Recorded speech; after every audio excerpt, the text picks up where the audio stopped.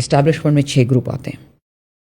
آپ کے موٹے مولوی جو سیاست بیچتے ہیں, آپ کے کرپٹ بزنس مین, آپ کی کرپٹ بیوروکریسی, آپ کی کرپٹ میڈیا ہاؤسز, فوج, یس, اینڈ فائنلی جوڈیشری. یہ 6 لوگ ہیں. یہ ورلڈ بینک کی کتاب میں لکھا ہے, میری بات کو آپ کو یقین کرنے کی ضرورت ہی نہیں ہے. ورلڈ بینک کی کتاب اٹھا کے دیکھ لیں. انہیں 1947 سے پاکستان کا فیلئر ٹریس کیا ہے ان 6 گروپس کو. 5-10 کتابیں کھول کے دیکھ لیں. بنگلہ دیش جو ڈھاکہ کا فال تھا وہ مینلی اس لیے ہوا تھا کہ آپ کے ویسٹ پاکستان کے موٹے موٹے کرپٹ بزنس مین قرضہ لیتے تھے اور آپ کا قرضہ چکاتا تھا بنگلہ دیش کے لوگ جو ایسٹ پاکستان تھا. اور ان کو اس بات پہ تب چڑھی تھی کہ 70% GDP ہم پروڈیوس کرتے ہیں, قرضہ آپ لیتے ہیں, دس از ناٹ فیئر. ان پہ اردو زبان امپوز کی جا رہی تھی, ان لوگوں پہ جو 1947 سے پہلے بنگلہ بولتے تھے.